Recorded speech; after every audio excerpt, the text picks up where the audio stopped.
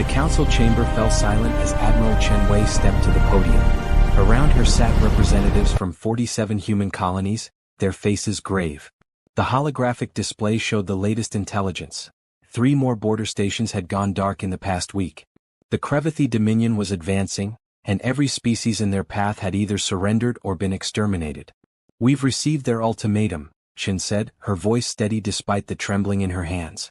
"Unconditional surrender within 30 days, or they will consider Earth and all human colonies legitimate military targets." A murmur rippled through the chamber. Councillor Okonkwo from the African Union leaned forward. "Admiral, our combined fleet is less than a third the size of theirs. Our weapons technology is generations behind. What possible chance do we have?" Chin pulled up another display. It showed casualty projections, resource comparisons, technological gaps. The numbers painted a bleak picture. By every metric that mattered in galactic warfare, humanity should have already been conquered. "You're right," Chin admitted. "By conventional analysis we should surrender. The Crevathi have defeated 17 civilizations in the past century. Each of those civilizations was more advanced than us. Each had more time to prepare. And each is now extinct or enslaved." She paused, letting the weight of those words settle. "But there's something the conventional analysis doesn't account for. Something that makes humans different." Chin switched the display to historical records from Earth.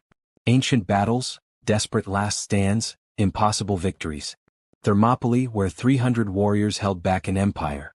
Stalingrad, where a city refused to fall despite overwhelming odds.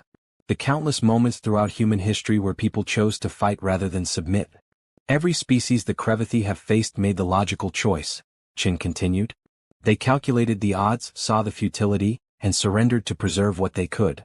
But humans have never been particularly good at accepting futility. She pulled up recent footage from the frontier colonies. Engineers working around the clock to retrofit civilian ships with weapons. Farmers learning to handle military equipment. Teachers training as field medics. Children as young as 12 volunteering for support roles. "The Crevathi don't understand that about us yet," Chin said. "They think we're like the others. They think we'll see their strength and collapse. They don't realize that we've built our entire civilization on the idea that some things matter more than survival." Councillor Tanaka from the Asian Coalition spoke up. "Are you suggesting we fight? The projections show a 98% casualty rate in any direct engagement." "I'm suggesting that numbers don't tell the whole story," Chin replied. "Yes, we're outgunned. Yes, we're outnumbered. But we're also the species that invented nuclear weapons to fight ourselves and then chose not to use them. We're the species that went to the moon with less computing power than a modern toaster. We're the species that looks at impossible odds and asks how, not if." She brought up schematics of a new battle strategy. It wasn't elegant. It wasn't efficient. It relied on tactics that no advanced species would consider. Deliberate sacrifice, asymmetric warfare, guerrilla tactics that ignored every rule of civilized combat. The other species fought the Crevathi like they were playing a game with established rules, Chin explained. They tried to match military might with military might. They lost because they were playing the wrong game. Humans wrote the book on fighting dirty. We've spent 10,000 years figuring out how to kill things bigger and stronger than us. It's time we reminded the galaxy why Earth predators evolved to be afraid of us. The chamber erupted in debate. Some called it madness. Others called it humanity's only chance.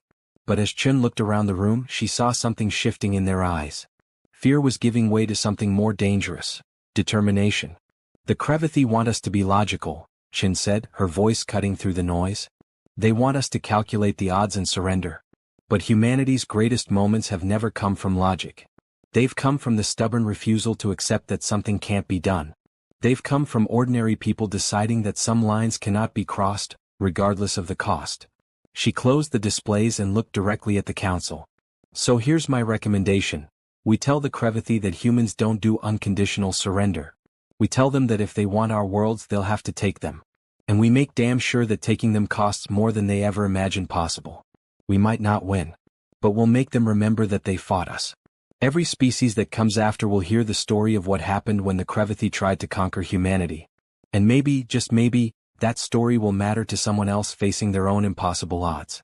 The vote was called. The result was unanimous. Humanity would fight. As the council adjourned, Shin stood alone at the podium, looking at the tactical displays. The odds hadn't changed. The Crevathi were still stronger, still more advanced, still more numerous. But now there was something else in the equation: human defiance. And throughout history, that had proven to be the most dangerous variable of all. The first Crevathi scout ships arrived at the edge of human space exactly on schedule.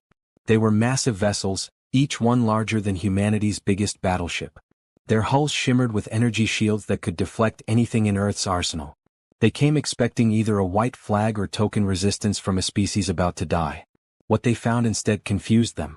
Commander Vrath studied the sensor readings from his flagship's bridge. The human fleet was scattered across 3 star systems in formations that made no tactical sense. Some ships were positioned near asteroid fields. Others lurked close to gas giants. A few hung motionless in the empty void between planets, as if waiting for nothing. "They're not even trying to mass their forces," his tactical officer reported. Intelligence suggested they would gather everything they had for a single desperate battle. Vratha's mandibles clicked in what passed for a Crevathi smile. Fear has broken their coordination. They don't know whether to fight or flee, so they do neither effectively. Proceed with the standard subjugation pattern. The Crevathi fleet split into battle groups, each one more than sufficient to overwhelm the scattered human ships. They had done this 17 times before. The pattern never changed: display overwhelming force, destroy any resistance quickly, and watch the survivors lose hope. But as the first battle group approached a cluster of human vessels near an asteroid field, something unexpected happened. The human ships didn't retreat or form a defensive line. Instead, they scattered further, diving into the asteroid field itself, using the rocks as cover in a way that suggested either desperation or madness. "They're running," Vratha's weapons officer said. "Should we pursue?" "Of course," Vrath replied. "But carefully. Maintain formation integrity." The Crevathi ships entered the asteroid field, their superior sensors easily tracking the fleeing humans. It should have been a simple pursuit. It should have ended in minutes. Then the asteroids exploded. Not the asteroids themselves, that would have been detected. Instead, the human ships had seeded the field with thousands of crude mines, barely more sophisticated than explosive charges with basic proximity sensors. Each mine was too small to threaten a Crevathi warship individually. But there were so many of them, detonating in carefully timed sequences, that they created a cascade of debris that overwhelmed even advanced shields. 3 Crevathi ships lost shield integrity. 2 more took significant hull damage. And the human ships that had seemed to be fleeing turned back, focusing all their firepower on the weakened vessels. It wasn't elegant warfare. It wasn't honorable combat. It was an ambush using tactics that the Crevathi hadn't seen since their own pre-spaceflight era. Across the other star systems, similar scenes unfolded. Human ships near the gas giant didn't engage the approaching Crevathi fleet. Instead, they detonated nuclear weapons in the planet's upper atmosphere, creating a massive electromagnetic pulse that disrupted the alien ship's sophisticated targeting systems. In those few minutes of electronic chaos, the humans closed to point-blank range and fired everything they had at engine sections and weapon ports. The Crevathi lost 8 ships in the first hour. 8 ships that should have been invulnerable. 8 ships destroyed by a species that should have already surrendered. On his flagship, Vrath watched the reports coming in with growing unease. The humans were fighting all wrong. They ignored every principle of space warfare that had been established over millennia. They used weapons the Crevathi considered obsolete. They sacrificed their own ships with a casualness that suggested they valued victory over survival. "Get me a tactical analysis," Vrath ordered. "I want to know what strategy they're following." The analysis came back minutes later, and it only deepened his confusion. The humans weren't following any recognizable strategy. They were improvising, adapting, using whatever advantage they could find in each specific situation. It was chaos masquerading as tactics. "They're learning," his science officer said quietly. "Every engagement they're testing our responses and adapting. They lost 12 ships destroying our 8, but they learned which of our systems are vulnerable to which weapons. They're treating this like an experiment." Vrath felt something he hadn't experienced in decades of conquest: uncertainty. The Crevathi way of war was built on predictability. Superior technology, superior numbers, superior tactics. These things always won. But the humans weren't playing that game. They were changing the rules with every engagement. On the human carrier ship Indomitable, Admiral Chen watched the tactical displays with grim satisfaction. Yes, they were losing ships. Yes, the casualties were mounting. But every Crevathi ship they destroyed was a lesson learned and a message sent. "They're reforming their battle groups," her tactical officer reported. "Pulling back to more defensive formations." "Good," Chin replied. They're thinking now. Wondering what we'll do next. Wondering if their shields will hold. Wondering if they're really as invincible as they thought. She pulled up a communication channel to all human ships. All units, execute Protocol Vanguard. Remember, we're not trying to win today. We're trying to make them bleed. We're trying to make them afraid. Across 3 star systems, human ships that had seemed defeated suddenly activated drives they'd kept in reserve. Civilian transports that had appeared to be fleeing launched waves of missiles that had been disguised as cargo containers. Mining vessels rammed Crevathi cruisers at full acceleration, their crews choosing certain death over retreat. The Crevathi had expected rational resistance. They got something far more dangerous. Humans fighting like they had nothing left to lose because they'd already decided that some things were worth losing everything for.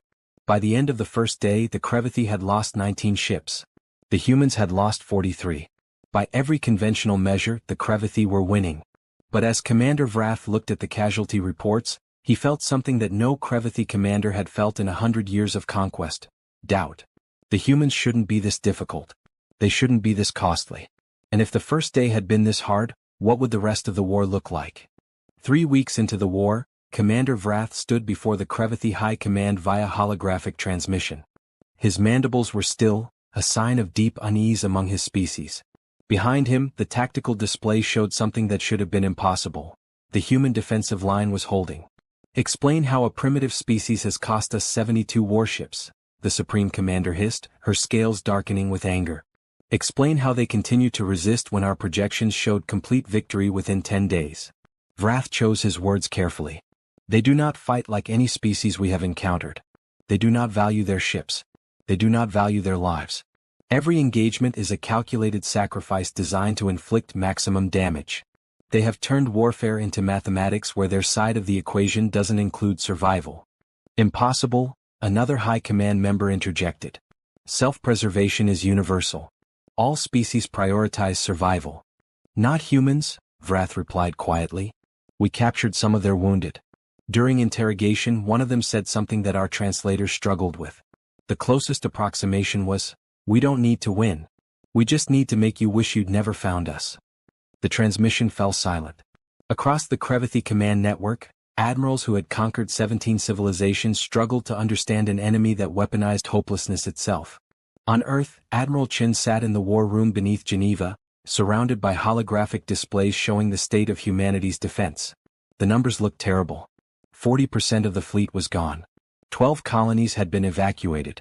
Casualty lists grew longer every day. But there were other numbers too. Numbers that mattered more. Crevathi fleet advance has slowed by 63%, her intelligence officer reported. They're taking twice as long to secure each system. Their supply lines are stretched thin because they have to leave ships behind to guard against our hit-and-run attacks. Chin nodded. And morale? Their intercepted communications show increased stress. Medical transports are overwhelmed. They're requesting reinforcements for the first time in their military history. It was working. Not the way victory usually worked. Humanity wasn't winning battles or reclaiming territory. But they were doing something perhaps more important. They were making the Crevathi question whether conquering humanity was worth the cost. Chin pulled up a communication channel to every human ship, station, and colony. It was time. This is Admiral Chin to all human forces. For 3 weeks, we've held the line not by being stronger, but by being more stubborn than our enemy could imagine. We've taught them that humans don't break when you push us. We dig in. We adapt. We survive. And most importantly, we make you pay for every inch. She paused, looking at the faces of her staff around her. Young and old, civilian and military, all of them tired, all of them afraid, and all of them still here. Today we begin the next phase. Operation Prometheus. Every ship, every station, every colony begins broadcasting the full record of this war on all frequencies. We want the galaxy to see what happened here. We want every species that the Crevathi threatens next to know that resistance is possible. That tyrants can bleed. That the strong can be made to hesitate. Across human space the broadcasts began. Not propaganda but raw footage. Crevathi ships burning. Human vessels sacrificing themselves to protect colony evacuation ships. Farmers fighting with mining equipment. Engineers dying to keep shield generators running. The desperate, ugly, beautiful truth of humanity's stand. And then something unexpected happened. The first message came from a species called the Varani, who had surrendered to the Crevathi 40 years earlier. It was brief: "We see you. We remember. You are not alone." Then another message from the Tolmec Confederacy: "Your courage shames our surrender. What can we do?" Within hours, messages poured in from across the galaxy. Species that had been conquered, enslaved, or forced into vassalage. Species that had calculated the odds and chosen survival over resistance.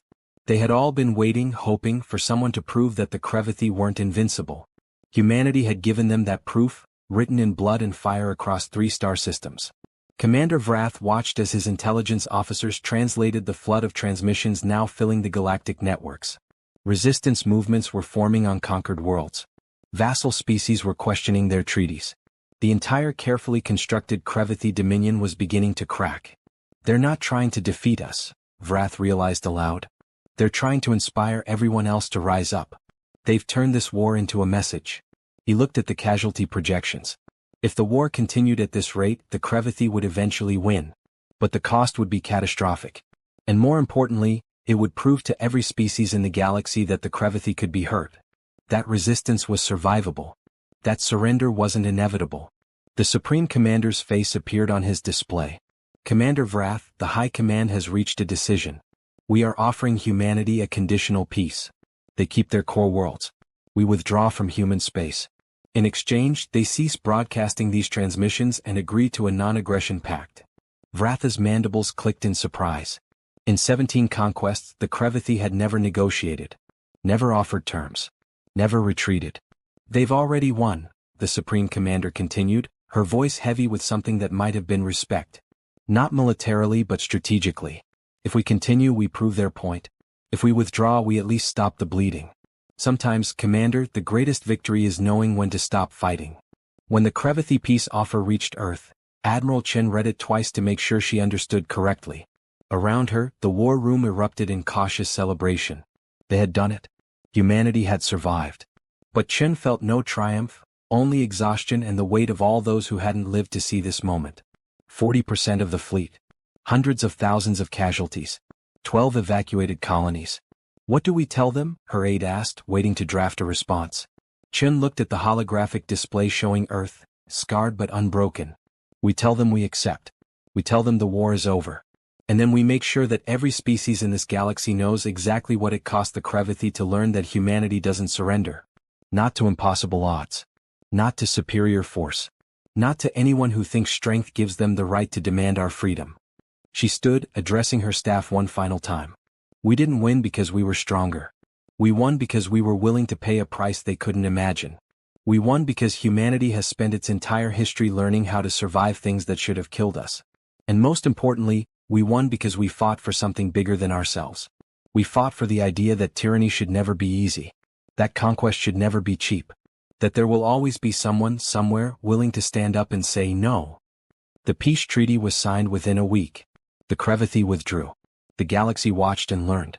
And in the years that followed, 17 species that had been conquered by the Crevathi launched their own rebellions, each one citing humanity's stand as their inspiration. The Dominion collapsed within a decade, brought down not by superior force but by the simple idea that resistance was possible. Humanity had lost thousands of ships and hundreds of thousands of lives. But they had won